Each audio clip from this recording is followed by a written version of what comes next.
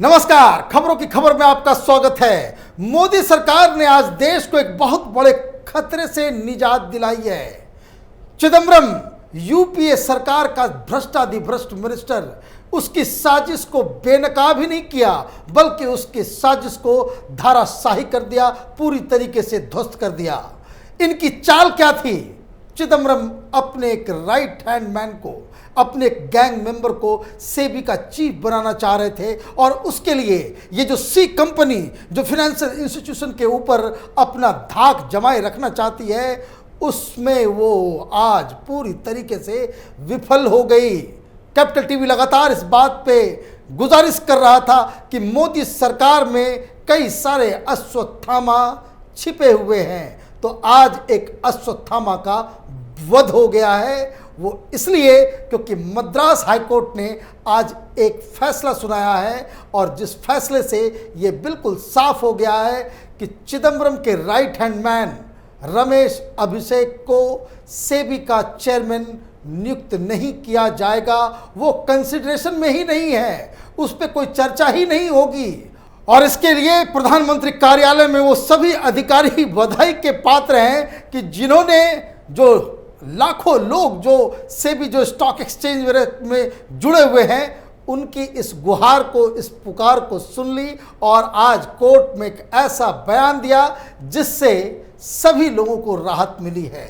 हमारे पास वो ऑर्डर है जिसमें साफ साफ सरकार ने क्या पक्ष रखा है, उसको आप जरा देखिए कि आज जो कोर्ट ऑर्डर आया है उसमें क्या लिखा है। This writ petition styled in a public interest litigation has been filed by the petitioner seeking direction to the first respondent यानी केंद्रीय सरकार, मोदी सरकार, to ensure that a fair procedure is being adopted while not considering the case of second respondent यानी रमेश अभिषेक to the post of chairman of Securities Exchange Board of India। SEBI के chief के लिए ये writ petition डाला गया था, writ of मैंडेमास, जिसमें सरकार से ये याचना की गई थी कि ये जो सेबी के चेयरमैन की जो नियुक्ति की जो प्रक्रिया है उसमें रमेश अभिषेक को बाहर रखा जाए।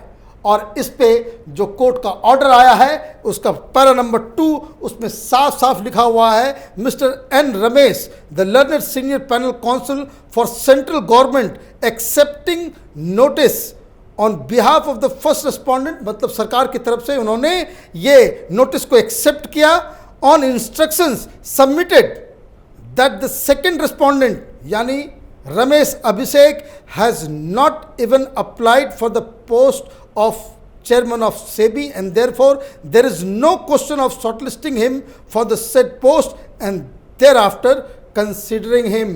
मतलब ये उन्होंने कहा कि उन्होंने ना तो अप्लाई किया है और ना ही सरकार उनको कंसिडर कर रही है। मतलब ये कि रमेश अभिषेक को सेबी चेयरमैन के लिए कंसीडर नहीं किया जाएगा। अब इसमें एक दो बातें और भी हैं, कुछ लेकुना भी है, लेकिन उसको नज़रअंदाज किया जा सकता है। लेकिन ये बात प्रधानमंत्री कार्यालय को समझना और सोचना पड़ेगा, क्योंकि ये जो पोस्ट है इसके लिए कोई अप्लाई नहीं करता है। जो सिलेक्शन कमेटी है वो लोगों को इनवाइट करती है।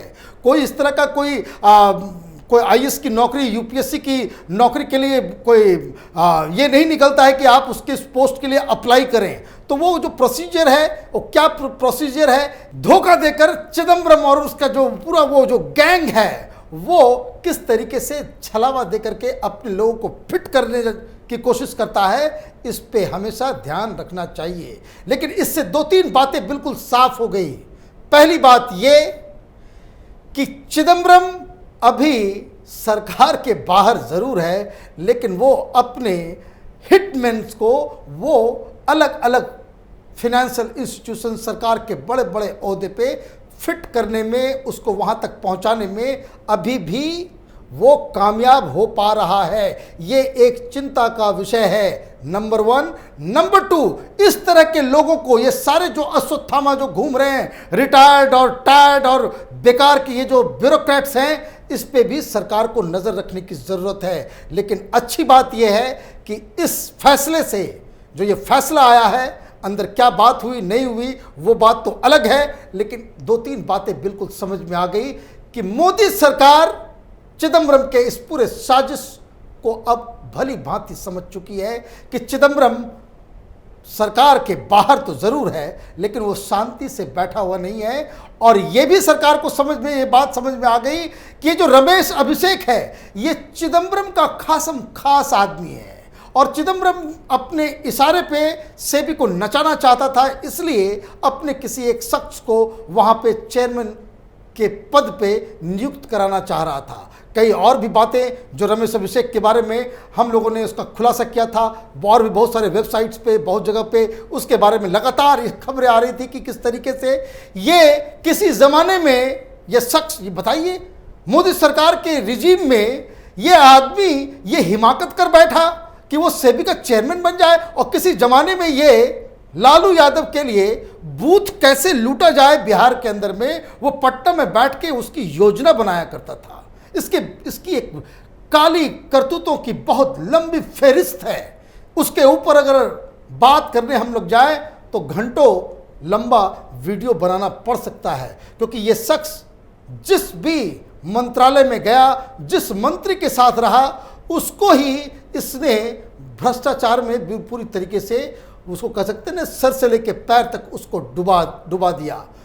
लालू यादव जो हिंदुस्तान के वो अकेले इस तरह के लीडर हैं जो किसी घोटाला के आरोप में वो अंदर है, और ये उस वक्त की बात है जब ये लालू यादव के ब्लू आइड बॉय, जो सबसे चहेते आईएएस अधिकारी जो लालू यादव के थे, ये रमेश अभिषेक, ये वही थे। और साथ ही साथ ये जो सारा जो आरजेडी बिहार के अंदर में वो जो गंद फैलाने का जो जंगल राज, जो भ्रष्टाचार का जो पूरा तंत्र जो बिछाया था, उसके सरगना ये रमेश अभिषेक थे। और शायद ऐसा लगता है कि पीएमओ और सरकार को ये बात अब समझ में आ गई है कि ये रमेश अभिषेक, जिसे इन्होंने स्टार्टअप इंडिया और डिजिटल इंडिया पता नहीं पहले टर्म में बहुत सारे ओहदे पे बिठाए, वो एक गलत निर्णय था, और इसलिए इनके पूरे एप्लीकेशन को ही उठा करके बाहर फेंक दिया गया है। और तीसरी जो सबसे अहम बात,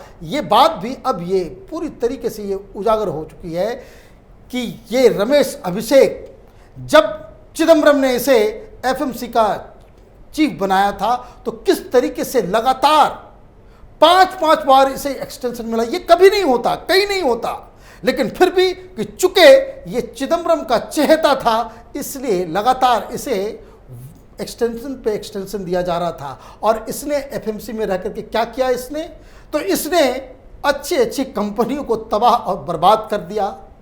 कई सारे जो भ्रष्ट ब्रोकर्स थे, उसके करतूतों को इस पे उसको बकायदा वो प्रोटेक्शन दिया करता था।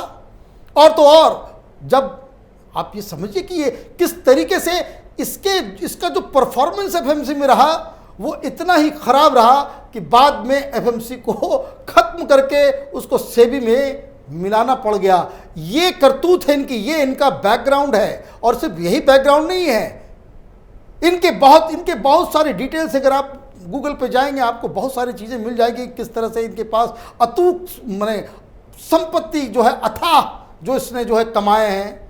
इनकी बेटी के बारे में बताया जा रहा है कि ये जब स्टार्टअप इंडिया के जब ये चीफ थे, तो वो एक लीगल काउंसलिंग करती थी उन कंपनियों की, और उससे पता नहीं किन को फायदा उठाया। एक पूरा एक नेटवर्क की तरह, जिसको कह सकते हैं कि गिरोह की तरह, फिनेंशियल इंस्टीट्यूशंस और सरकारी कामकाज में इनका जो है ना पूरा नेटवर्क वो काम कर रहा था। लेकिन अच्छी बात यह है कि इन सारे इनके जो भेद थे वो खुल गए हैं। इनका जो असली पहचान है वो दुनिया के सामने आ गया। खास करके मोदी सरकार के अधिकारियों, प्रधानमंत्री कार्यालय के अधिकारियों को इसकी असलियत पता चल गई। और आज मद्रास हाईकोर्ट में सरकार ने जो फैसला लिया है, जो अपना रुख रखा है, उसमें ये साफ कर दिया गया कि ये सेबी के लिए कंसिडर तक नहीं किया जाएगा।